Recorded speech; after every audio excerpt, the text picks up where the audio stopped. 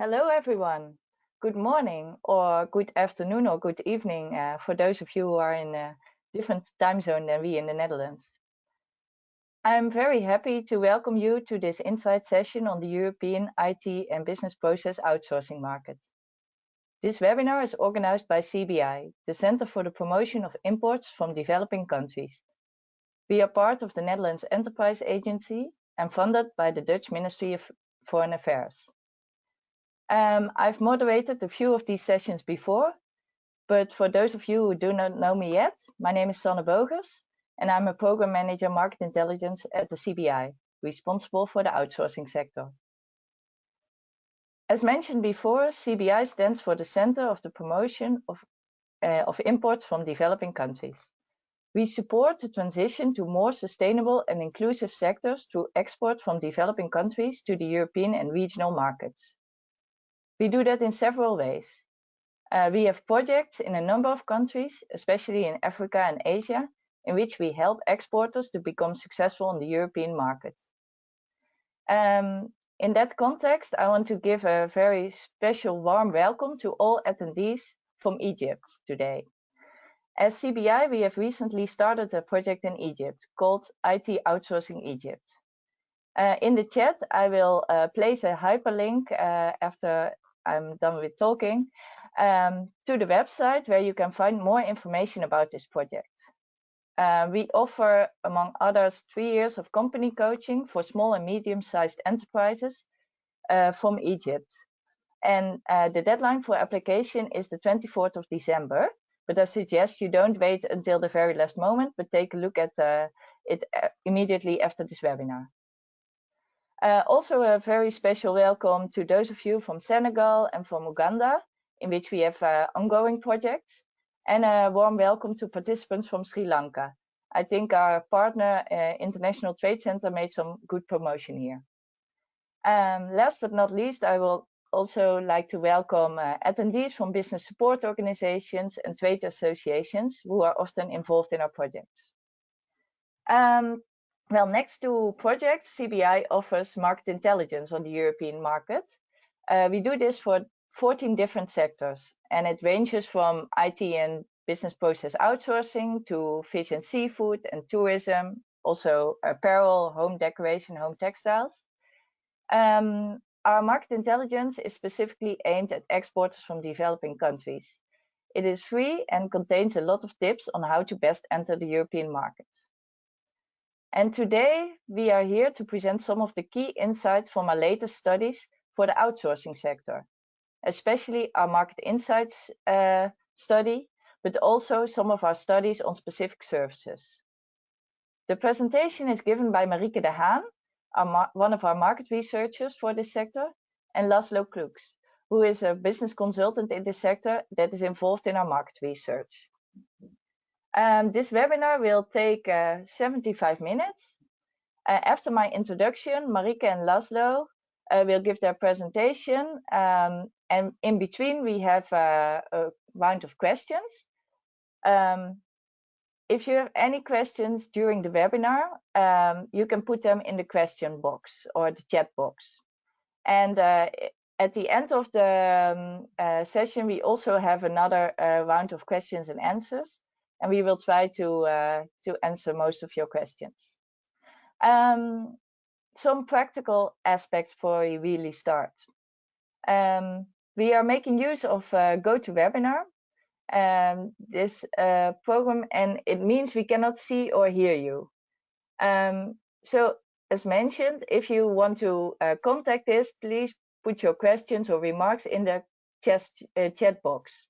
Also, if you have any technical questions, we hope we are able to help you. This webinar is recorded and will be published on our website so that you can watch it again or share it with others who might be interested.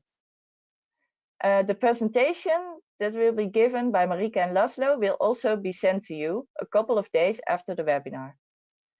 If you have any audio problems, please try to log in again. And if that doesn't work, you can try a phone call among the audio options. The tariff should be local or toll-free.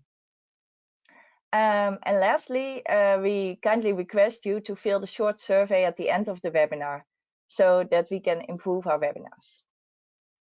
Okay, that was it for my side. I think you are all able to see the presentation on your screen now. I wish you all a very interesting and useful webinar, and I would like to invite Marieke and Laszlo to come to the front.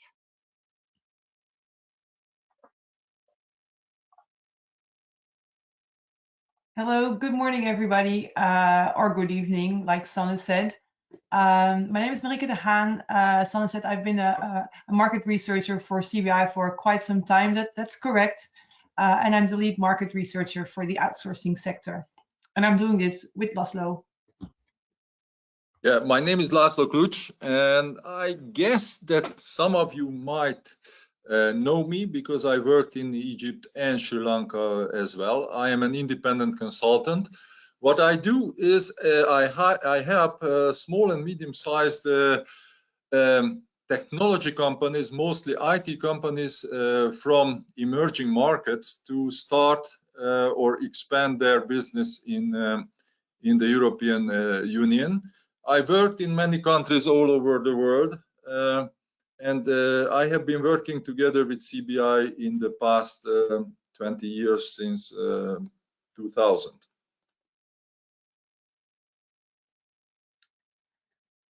Okay, thank you, Laszlo. At first, I think I have to apologize for my voice. It's not COVID, and even if it was, you couldn't catch it because we're doing this online. So as long as you can understand me, we're good to go. The outline for today is we have 4 topics. The star today is our market insight study. You can read so many interesting things in there, but today we want to make it also a little bit more interactive and fun. So we're going to ask you 2 polls. We have some questions for you, and yeah, hopefully you will have a very interesting webinar. I will be presenting topic 1 and 3, and Laszlo will then be doing 2 and 4. We can go to the next slide. Thank you. The impact of COVID-19 on the market, that's the obvious starting point for this webinar. As you can see in the poll, these are the results of the polls we have done in our previous webinar. I think many of you have attended them, so maybe you can remember what your answers were.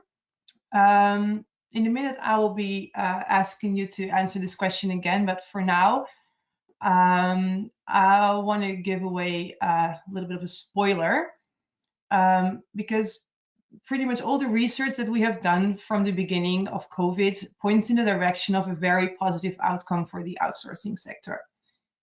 Some research findings are super positive. We see exponential growth. It's just like good news. But then when we ask this poll, I mean, you can see it's positive, but it's not like hallelujah. So maybe that's because most researchers have researched bigger companies and we're working with smaller companies. So anyhow, we're just very interesting to see where you feel you're at 7 months after we had our last webinar. So please welcome the poll. You can select your answer. The question is, how has COVID-19 affected your business so far? So we're really looking for the answers like, how are you doing right now? Are you feeling any of the positive vibes that we've been seeing in the market? We really hope so, obviously. And we're gonna wait until I think about 75% of the people have voted, and then we can show you the outcome. We have no drum roll, but I can hear it in my mind, because I'm actually really curious to see how everyone's been doing.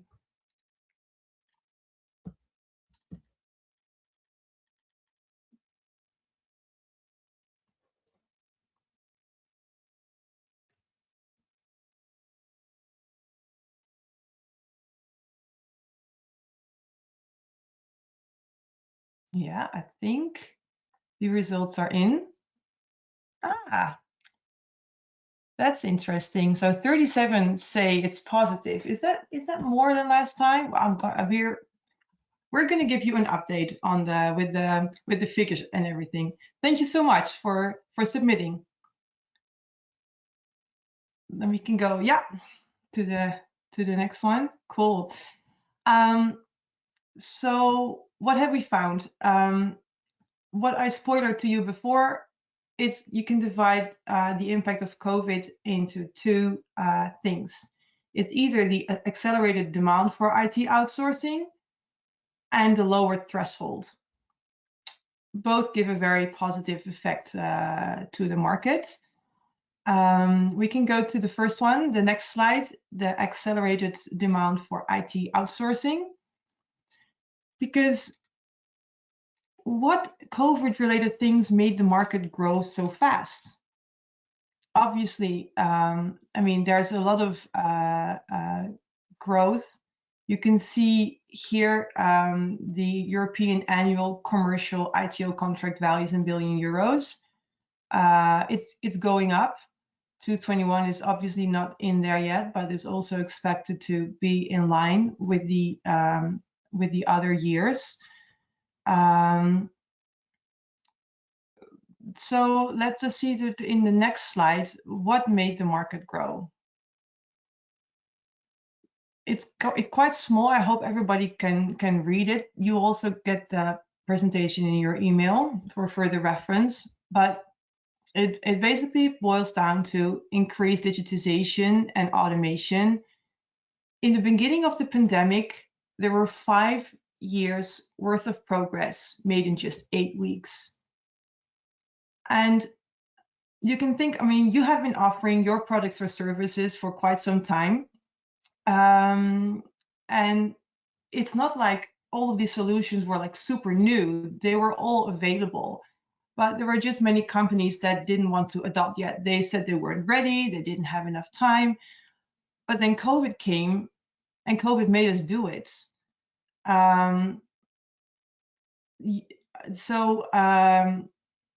This crisis has brought about a very big change in the mindsets of many European companies worldwide actually, on the role of technology in business. Companies are moving to the cloud quicker. People are embracing online shopping. There's more demand for contactless solutions. Sorry. And experts agree that most changes are here for the long haul. COVID really has changed the world forever. And the good news for the outsourcing sector is that 34% of the European companies plan to outsource at the same rate, but 38% plan to outsource more in the next 2 years. And then there's the second part, the lower threshold for outsourcing. So in one way, the demand grew, but the threshold's also lower to actually use the solutions and to outsource them and not keep them in-house. Why is that? Before the pandemic, there were companies that really felt an us versus them situation between their own company and the work they had outsourced. And notice the way I choose my words, it's the work they had outsourced, not the people they outsourced the work to. And of course, there were always companies that really desired for the two teams to operate as one team, or at least they would like recognize the importance of the team on the other side of the world.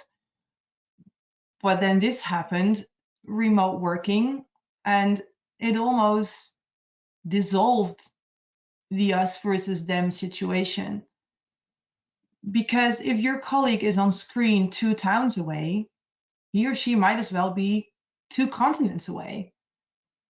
And like I said before, the techniques were always there. And there were companies using them, really. But the threshold now is so much lower because a lot of people are hesitant towards innovations. And because of COVID, this was the only way. And we thought personal contact had to be like in person in the same room. But we have learned that in-person contact can also be through a screen. So again, COVID made us do it, and it works. So that's one aspect of the more level playing field that COVID gave us. And then there's this thing that we, especially in the beginning of the pandemic, we all felt like we were going through the same situation. That gave like more understanding and more communications, like a common denominator to so that really smoothed the bond between the outsourcers and the outsourcing teams. And then there's the third option that also makes the playing field more level, is the finding buyers. Of course, in the beginning of the pandemic, like finding buyers was super hard because, of course, I mean, everybody had other stuff on their minds. I mean, we've heard that from our company, so maybe you also felt that way. But we always say outsourcing is a trust business. You want to meet people, you want to trust other people with your work. But as it turns out that in-person contact can also be virtual, it made the threshold for virtual doing business a lot lower. Although I must say this is a part of outsourcing that's not like completely shaped yet, but I think it offers really, really good opportunities. So that's the lower threshold, and that's the impact of COVID-19. And I'm going to give the floor to Laszlo.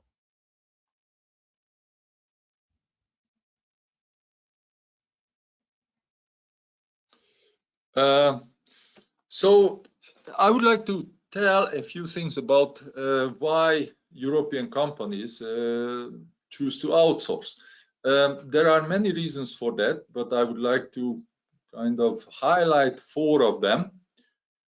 The skill shortage, companies are focusing on their core business, cost reduction, and I would like to say a few things about open talent platforms as well. So let's start with the skill shortage. It's not new in the European Union or in Europe in general.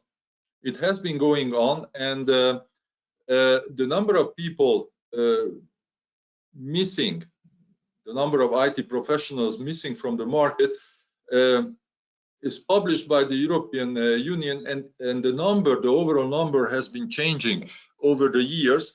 But one thing is for sure, there is a huge shortage of IT professionals. Today, the number is set around 500,000. Now, one interesting thing is that about half of the companies researched or asked reported that they had difficulties finding and recruiting IT staff. It also means that the cost of IT staff to hire is getting higher and higher all over Europe.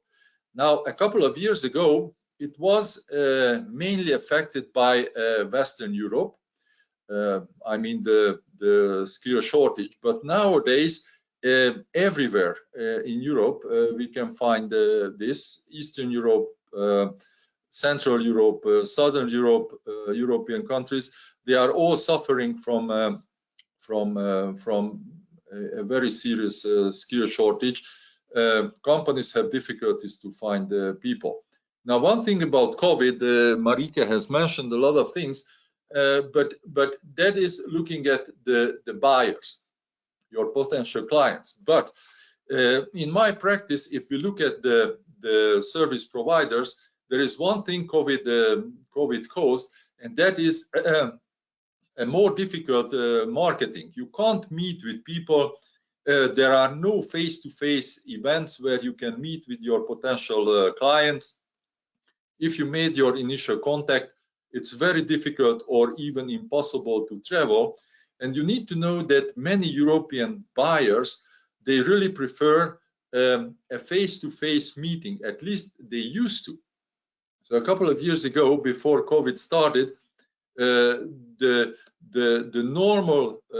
normal practice was to meet with the potential service providers face to face, maybe a couple of times before a contract has been signed. Now that is today is either impossible or very difficult.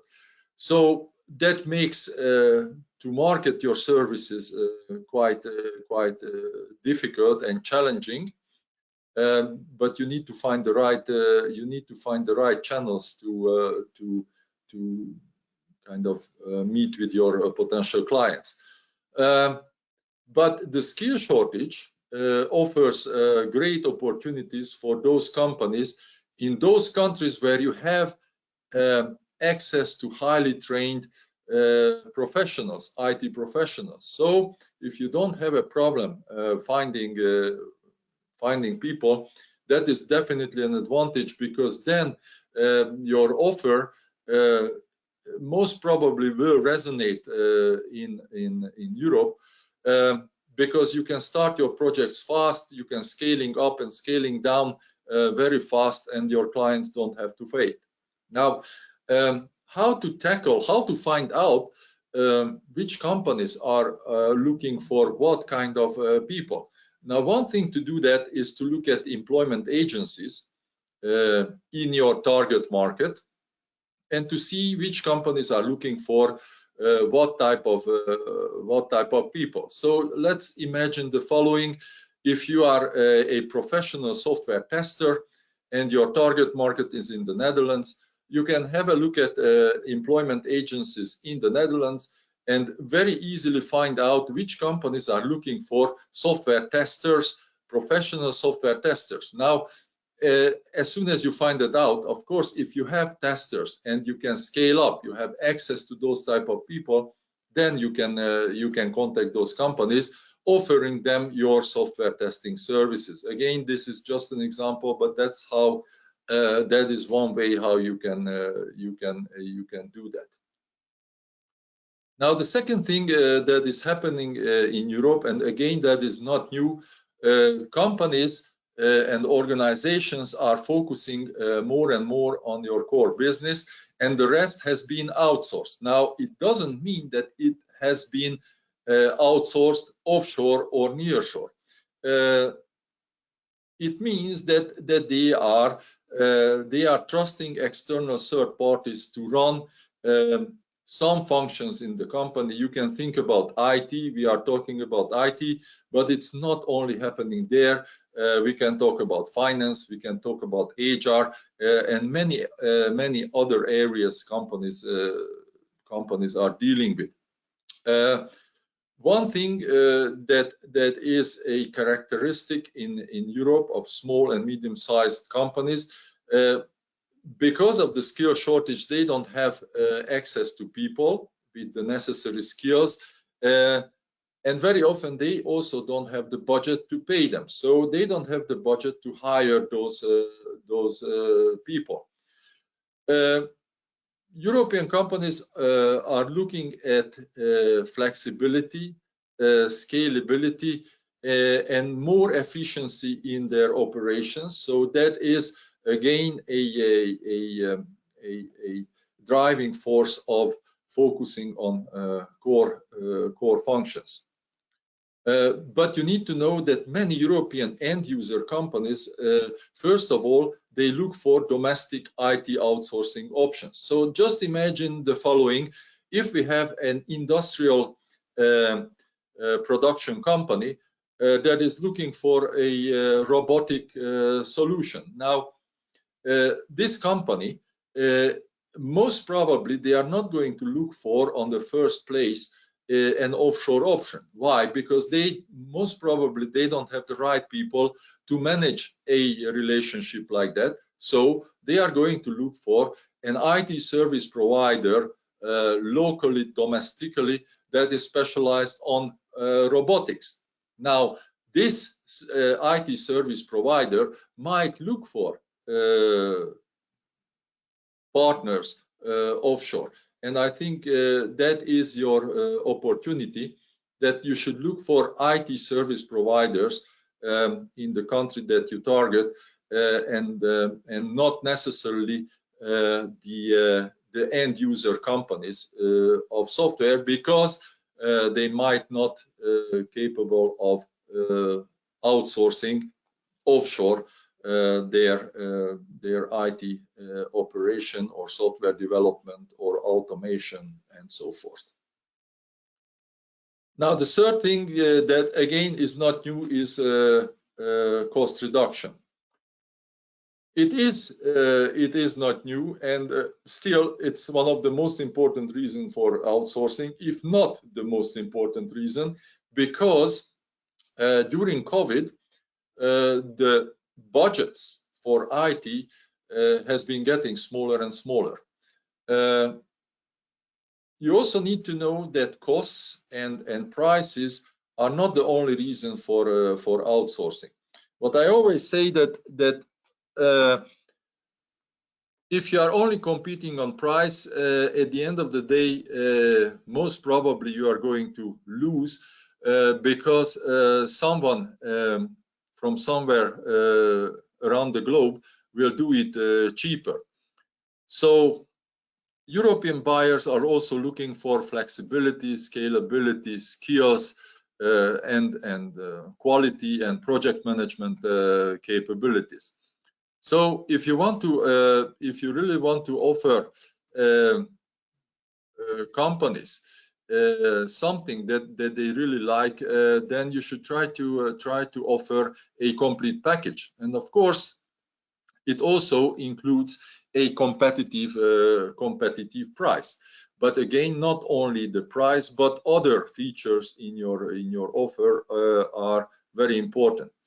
The second thing is that your pricing should be transparent.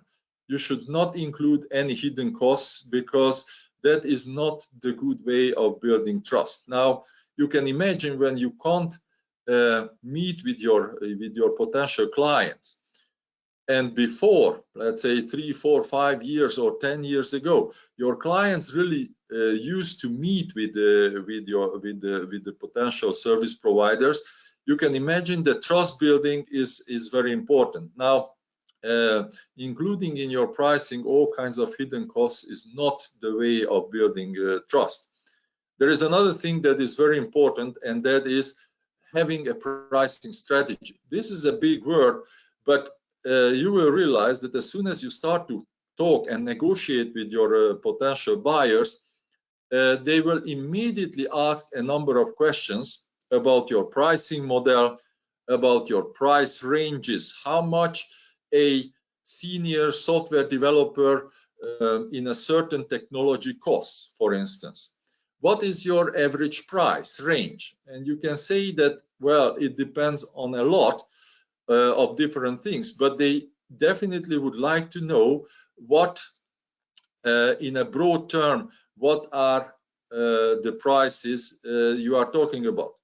And of course, they are also interested in the other conditions, like what is the expected project size on your side, how do you define trial projects, how do you give discounts, and all those type of things. So when we are talking about pricing and costs, you have to be prepared to answer these questions without too much of a hesitation. You should have it readily available. Now, the last thing I would like to talk a little bit about is open talent platforms. It's also called the human cloud. These are web-based platforms where basically individuals, mostly individuals, can register, and companies can find global workers from anywhere in the world. Now, it provides a skill pool for companies that are looking for people, but also speed and scalability of hiring on-demand IT people when and if needed. Now, these platforms are usually focusing on individuals, but if you are a small company, you can also register as a company, as far as you mentioned that you are a company. And yeah, there are quite a number of these platforms available. Maybe you can look up a number of them. Just to have an idea about the market size, platforms nowadays manage about $2 billion in outsourced activity, and globally about 15 to 25% of the people are outsourced through these platforms. And of this 15 to 20%, 30% is IT. So you can see that a large chunk, 1/3 of the outsourced individuals and small companies through these platforms are IT people. Now the prediction is that by 2025, this 15 to 20% will be 30 to 35% of the total workforce outsourced. So maybe you can have a look at these platforms, register your employees, and you can manage their registration.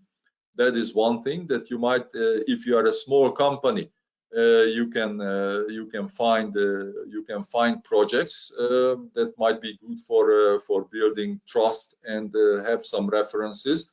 But if you are suffering some kind of skill shortage, you can also find people through these platforms. So I would recommend you to have a look at those platforms and to see what are the possibilities for you.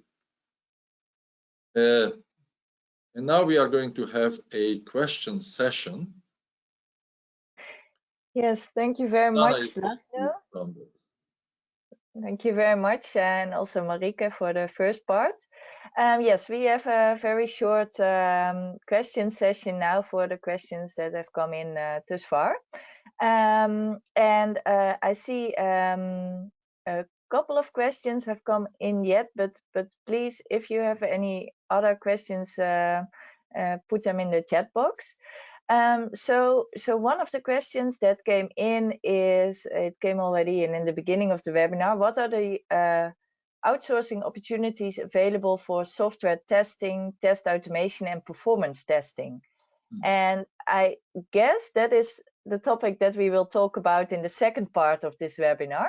So I think we should have a little bit of patience before you get more information about that.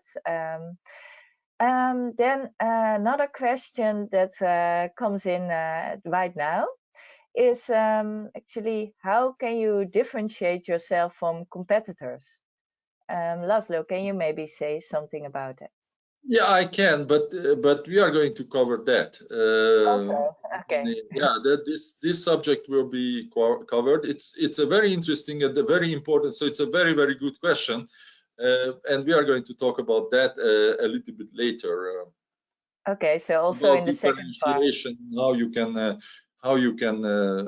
But I can give you a one-word advice: specialize. Yeah, okay. And then the rest I will tell you a little bit more in detail a little bit later. Okay, so we have to have a little bit of patience. I see another question coming in also about a specific service about accounting outsourcing. That's also going to be covered in the second part of the webinar. So then one more general question. You've talked about open platforms, open talent platforms, and the pose of this question says, I feel they are more competition than an opportunity. Are you sure we should try those? I don't know if Marieke or Laszlo can say anything about it. Well, maybe I can try. I try to answer that. I mean, even if it's a competition, it's not going to hurt you to try. There is one thing that your competitors might find your people as talent, and they might try to kind of hire them or approach them and all that. So that is definitely a danger, if you like, or a risk. But I think you have to make sure that your people don't want to leave your company, and then there is no real danger in that one. But you are right. Yeah, I mean, if you make your people available, then there is a risk that your competitors, even next door, might try to hire them with different and maybe better conditions than they have right now. So in that sense, it might be a kind of risky to try, but maybe you can try it in small scale. Maybe you have people that you are absolutely sure that they are not going to leave your company just because somebody offers a few other things. So maybe you can run a few test cases. That is not going to hurt you too much, and to see if there is something in it for you. Thank you very much for elaborating on it, Laszlo. Then one question or remark that comes in is I think the biggest problem for IT outsourcing is the GDPR, so the General Data Protection Regulation, if I'm correct, and data processing agreements. So how can we overcome this issue if we are working from outside the EU? Is there one of you who can answer something about it?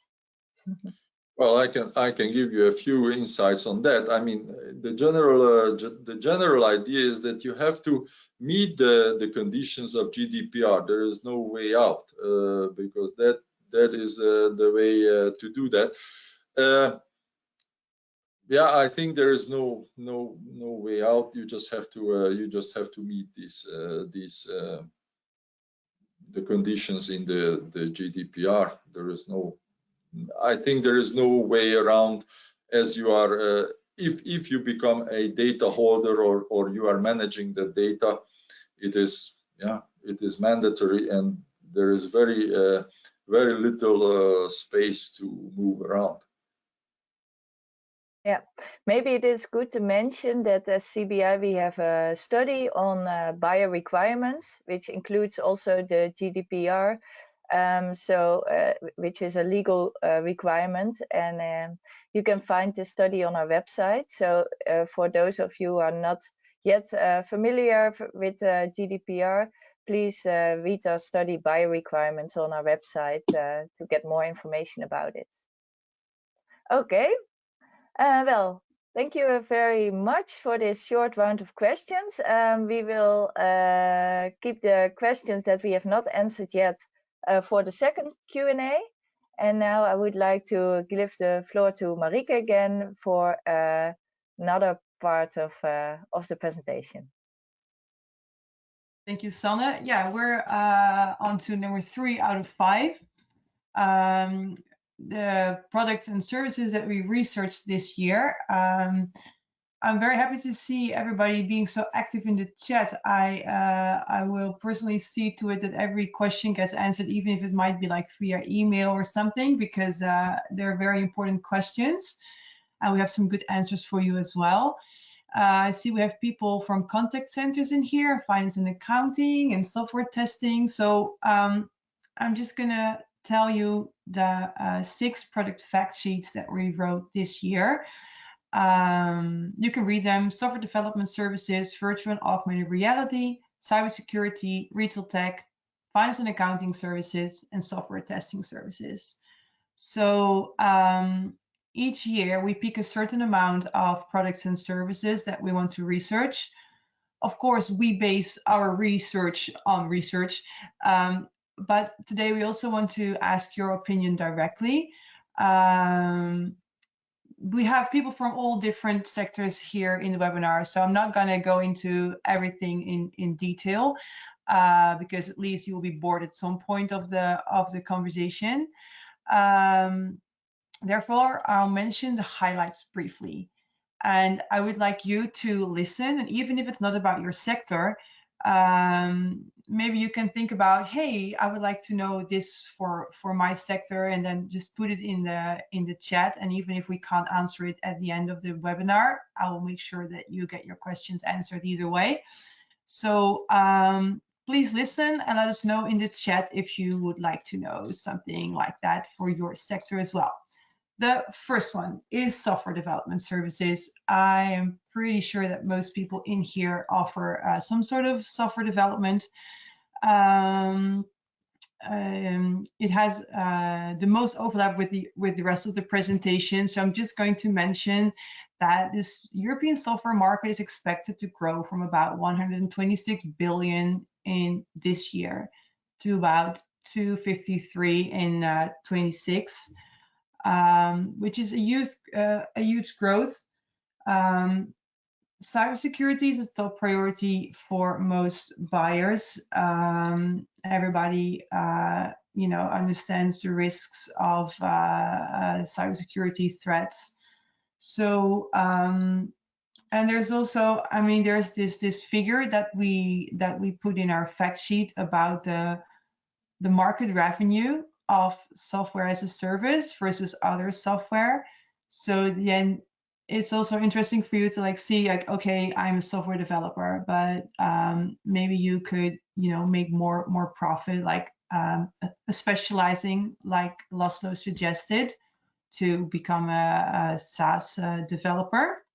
That's something that we can research for you, and we researched it this year. The next product fact sheet that we wrote is about virtual and augmented reality.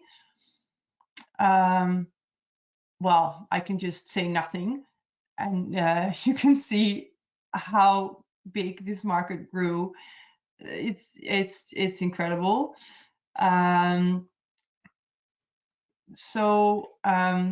Yeah, this is a super interesting market, and it has a lot of growth. So yeah, this is something that we researched this year. And the third product fact sheet that we wrote is about cybersecurity. In this fact sheet, we went more in depth into market accessibility for cybersecurity services. We made a division per country, and then kind of showed you guys the market attractiveness and the market accessibility of these countries. So maybe if you really like this, let us know if this is something that you would like to see more often. And then we did the fourth one, we did retail tech. This one is also because of the pandemic. That's why we also decided to put it in this year. This is the first time we did retail tech, actually, because there was a really big shift in the retail sector because of the pandemic, and it really increased the demand for tech services. Research found that 52% of the work in retail tech can be automated. So there's a lot of work that is, that lies there that could be done. So the value of e-commerce will grow significantly, and also our research showed that if you can offer added value, that will give you a great competitive advantage in this sector. Then there's the fifth one, which is finance and accounting services. I know from the questions that we have a finance and accounting company here, at least one. We've been doing fact sheets on finance and accounting services for many years because it's a very stable market. It's still growing. It's still very relevant. Interesting for this service is that the outsourcing threshold is relatively low. Many companies in Europe find it very normal to outsource their finance and accounting services. So yeah, that is an advantage. For this sector, automation is both a threat and an opportunity. The market is moving from more simple, repetitive tasks towards services that need human creativity and interpretation. So again, if you can offer like a personal touch and or otherwise added value, you have better opportunities to enter the market. And also, if you are still focusing on repetitive tasks that can easily be automated, maybe it's time to step up your game and try to see if you can offer some more added value services. More on this can be obviously found in the fact sheet we wrote about this. And as the final one, the software testing services, number 6. We have some software testing services company in this webinar today. So if you haven't read our product fact sheet yet, then I really recommend you to do so. One thing that can be found in this fact sheet is this figure. It shows the relative cost of fixing a flaw at different stages of the software development lifecycle. If you're a software tester or a software developer, you probably know this already, because the later you introduce your software testing, the more expensive it can become. So maybe you know it, but maybe your potential client doesn't know it. Maybe you can show them this figure. It's also in the fact sheet. I actually see it says like cell range on top of the graph, but the correct graph is obviously in the product fact sheet. So this was the specific product services research that we did this year. I'm very curious. I mean, did you take any notes? Can you tell us what you would like to cover us in the future? You can let us know in the chat, like I said, but also there's a poll. And the poll is, which topics would you like us to cover in the future? So we can activate. Yeah, thank you. You can select more than one answer though. So let us know, what would you like us to cover in the future? What do you need? Because we like to write, but we like to write even more if we know that people are going to read it and people are going to use it.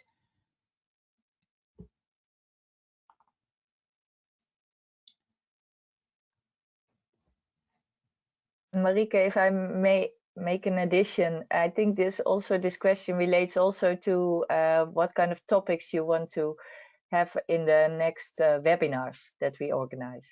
Yes, yeah, very good. Thank you, Sanne. Yeah.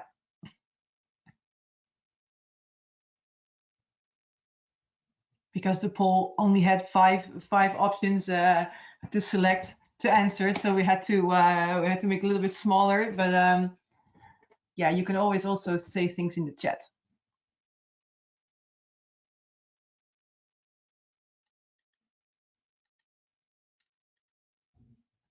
Thank you also for submitting all these questions. I'm going to read them all.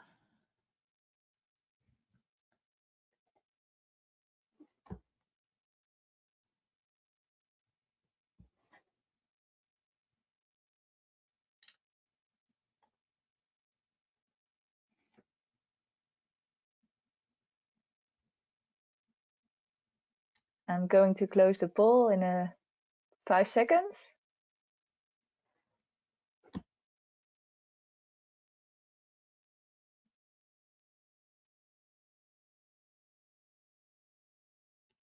Wow, go-to-market strategy. Everybody's very eager to sell their products and services. Good to see. Marketing and promotion. Thank you so much for all your answers and all your questions. We will get back to you definitely. I'm now going to give the floor to Laszlo for the fourth part of the webinar.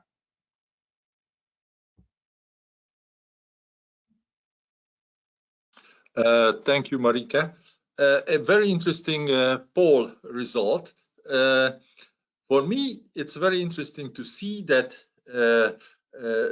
the two most interesting subjects were the strategy and marketing and promotion.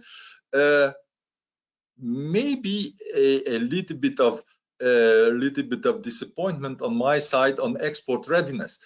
because export readiness can save you a lot of money. But again, I'm not going to talk about that one right now, maybe in another time. But now I would like to talk about interesting European markets. So which are the markets that are interesting for you or that might be interesting for you, and who are your buyers?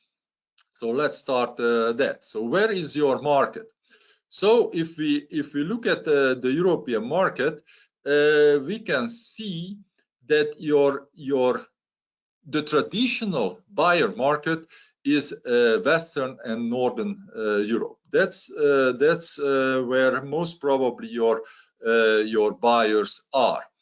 But what about Central and Eastern Europe, as well as Southern and Eastern Europe?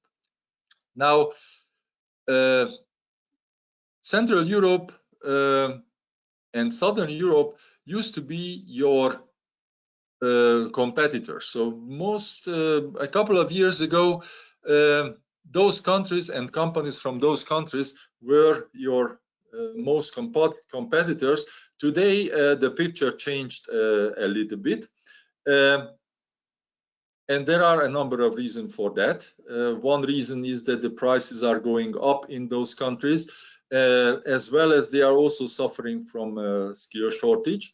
So beside that they remain competitors, they can also offer partnering opportunities. So at this very moment, if you want to enter the European Union, you might not only want to have a look at Western and Northern Europe, but Central and Southern Europe as well. Now, what about the southern part of Western Europe? So France, Spain, Portugal, Greece, Italy. Traditionally, they didn't represent major markets, but they can be niche markets for certain companies and for certain countries that meet a number of requirements. But again, the traditional buyer market is in Western and Northern Europe at this very moment, and it has been like that in the past as well. Now, let me tell you a few things about a number of countries and territories. First, the UK. I would say that the UK was and is the most attractive market for many companies. It's very open to offshore IT outsourcing. It has a large expat communities, so you might be able to find your fellow countrymen in the UK. There is one thing that we also need to know about the UK. Competition is very, very serious in the UK. Again, it's a very attractive market. It is, as you speak English, there are no language barriers, and companies in the UK in general are quite open for IT outsourcing. Germany is the largest market and the largest IT market in Europe. There is a major skill shortage in the country. On the other hand, companies in Germany are kind of less open to IT outsourcing. And even if they are open and interested, first and foremost, they would look at a nearshore solution. A nearshore means that very often German companies are looking at Central and Eastern Europe for their IT outsourcing option.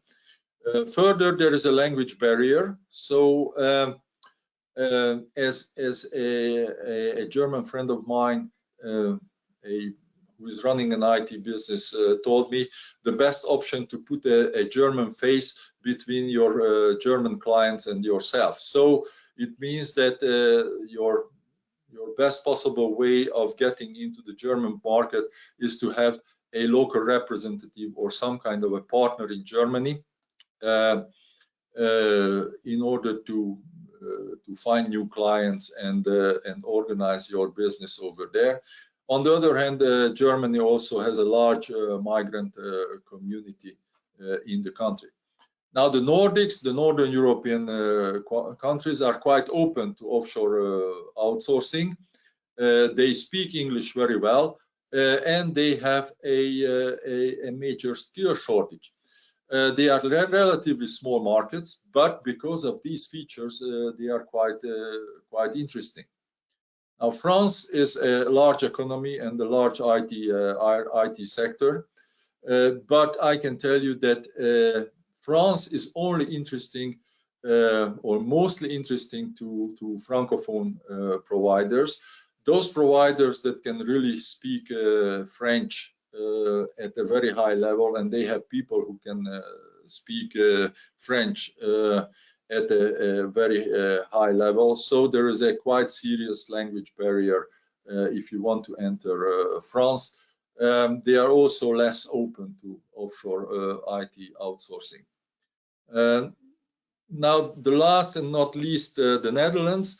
While it's a small country, it's a technology and innovation hotspot in Europe, quite open to offshore IT outsourcing, offshore and nearshore. English proficiency is very, very high in the country. So I can tell you that basically everybody speaks English. And the country has a large migrant community as well. So the Netherlands, the Nordics, and the UK are all very attractive markets. Germany is a very attractive market, but it has its challenges. And France is an attractive market, but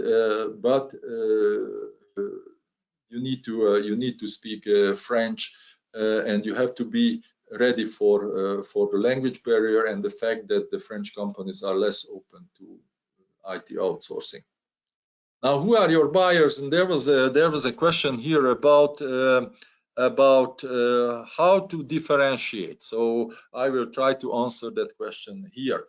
So in general terms, if you are a small and medium-sized company, then most probably your buyer could be a small and medium-sized IT service provider with a similar profile in Europe. So that could be your most probable buyer.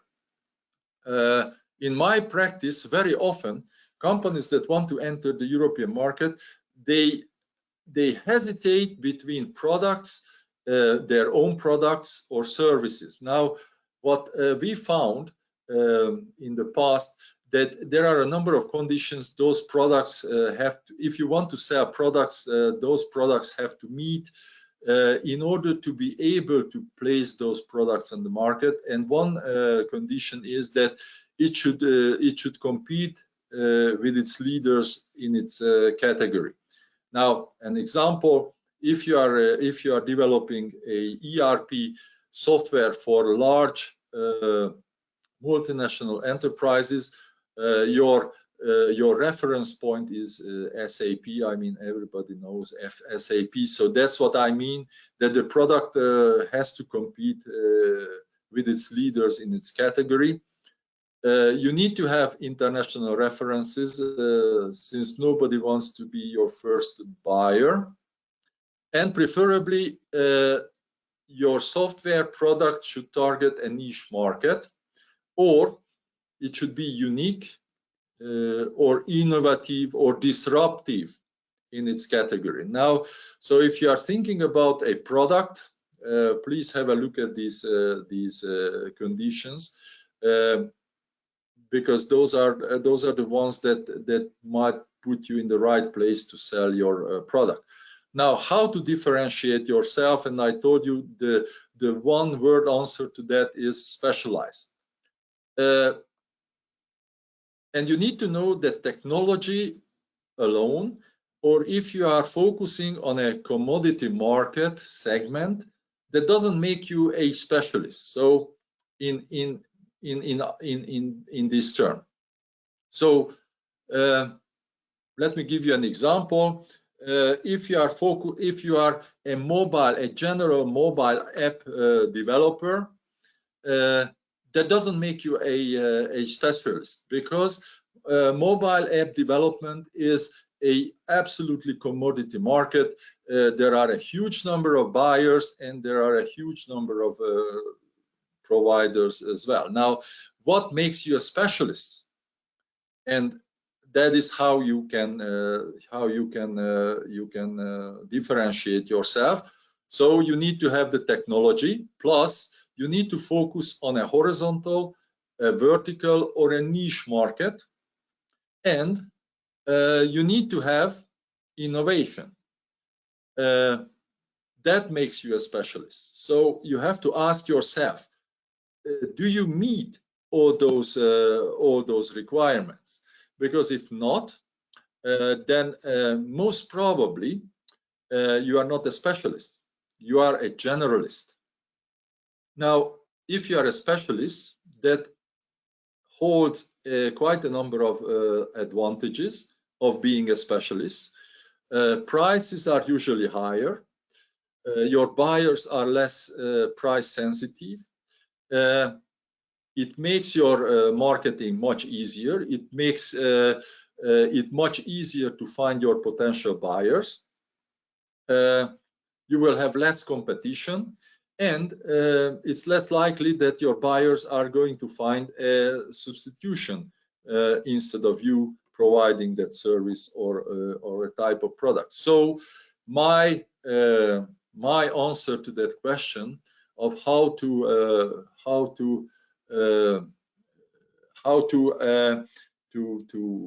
make yourself different, specialize.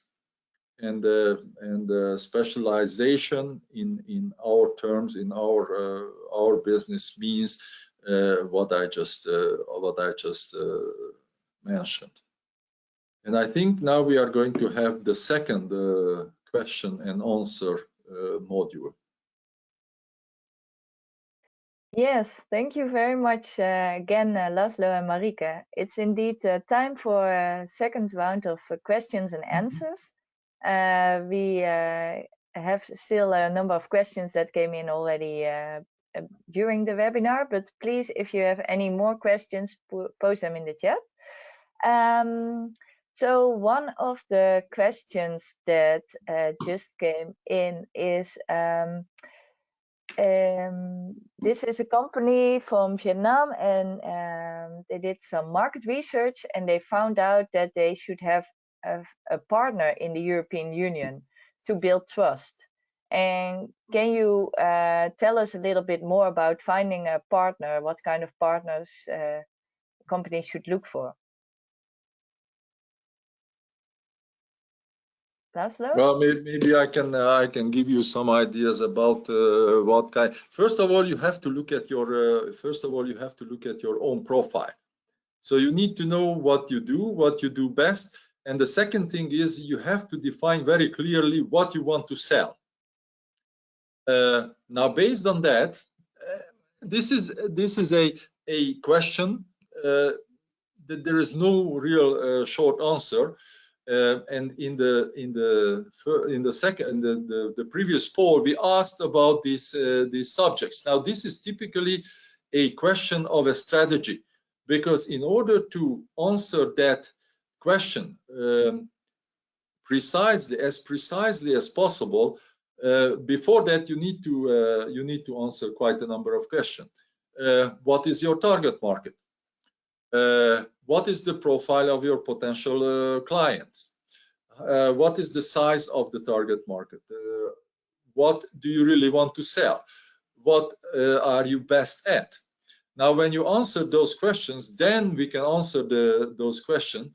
Who are your potential clients? And based on that, a lot of things can happen. You can develop a kind of strategy on marketing and how to do how to promote yourself in that certain target market. But again, as I just mentioned, most probably your best option is to try to find a similar company as yourself with an existing client base in the market that you are targeting. So, Laszlo, with a similar company like yourself, you mean a company within Europe, or Within Europe? Yeah, sure, yeah, yeah, okay, sure, in the okay, target great. market. Yes, okay, thank you for the clarification. Let me see. Then there was another question that came in. I don't know the background of this company, but this sir says, competitors hire me to resolve their issues with their clients. I want to know how to get to the clients myself. Can you say something about that? That's a very nice thing, because you are going to lose the trust immediately, and you will never be hired again by that company. That's the short answer. And if you are not lucky, and unfortunately in this segment, word spreads very fast, most probably you will have very difficult time of finding the next client in that certain geography as well. So I would not recommend you that. Further, if you sign a contract with your client, that contract might also legally prohibit you of directly approaching that specific company. So, well, quite problematic issue, I would say. Clear answer, I think. Yeah. So probably use another not a good strategy. Okay, thank you very much for the answer. Then there's a question, in this case from a call center based in South Africa.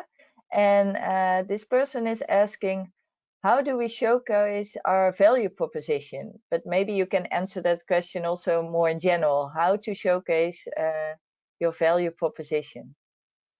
Well, first of all, you need a value proposition. So maybe you, first you will have to, but let's suppose that you have a value proposition.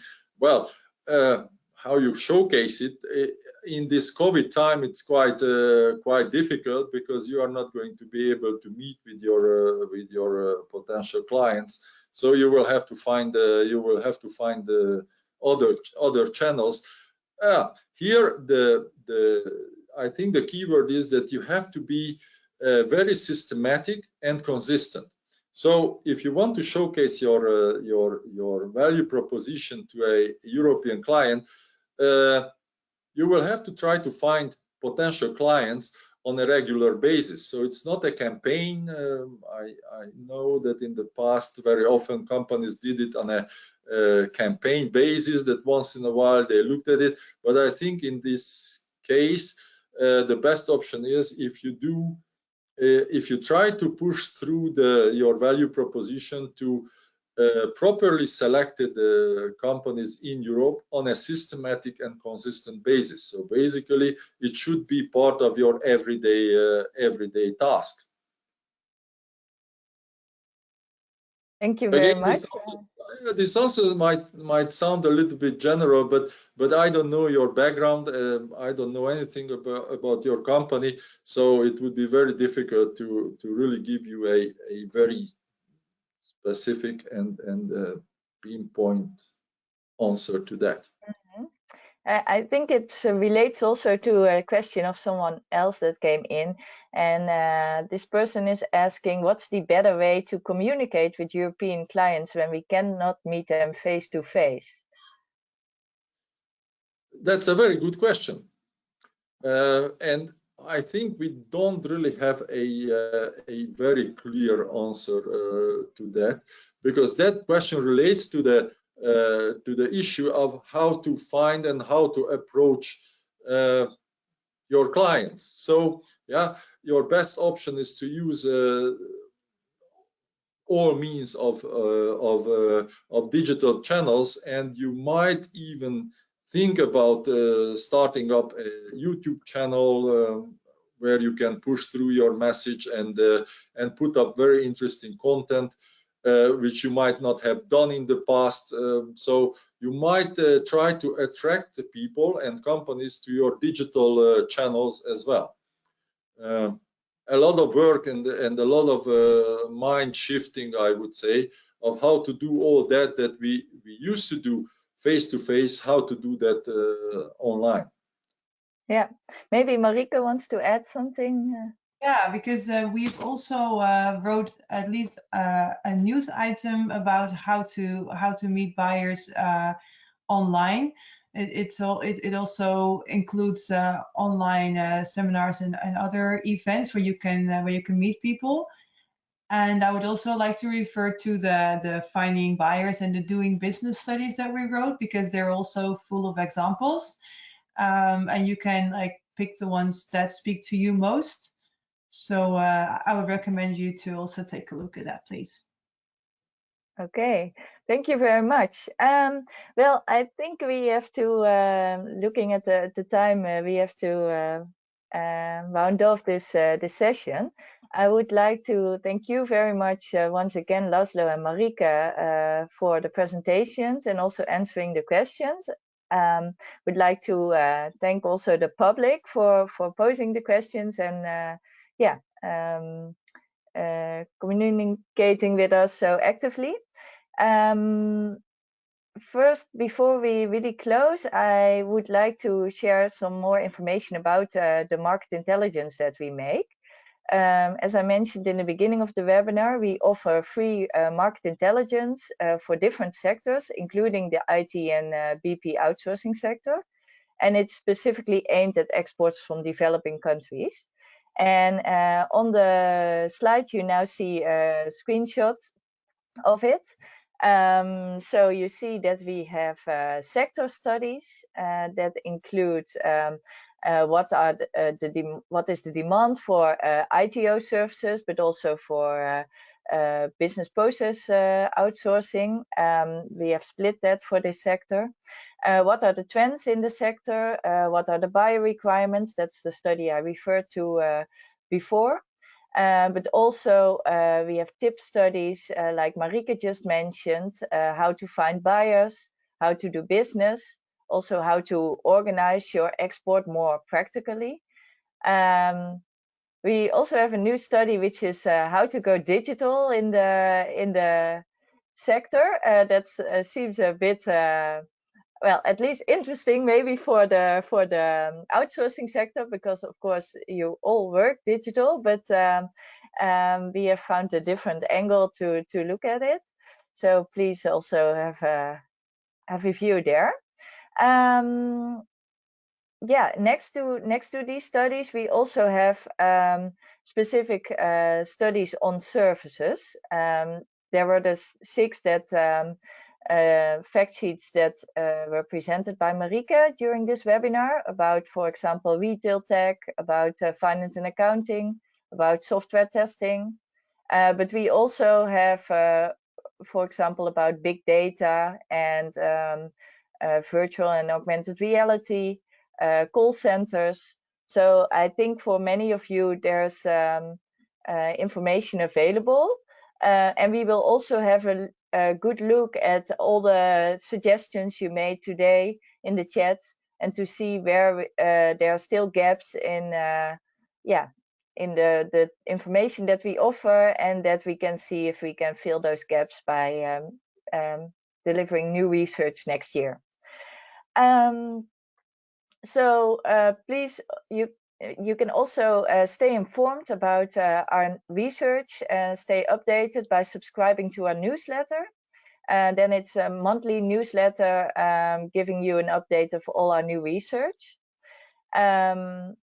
Yeah, and with this information, I have come to the end of the webinar. Please give your opinion about this webinar in the very short survey that appears immediately after I close it. And it was a pleasure to host this webinar. Thank you all once again. And on behalf of CBI, I wish you all very much of success with your business, and have a very good day. Thank you.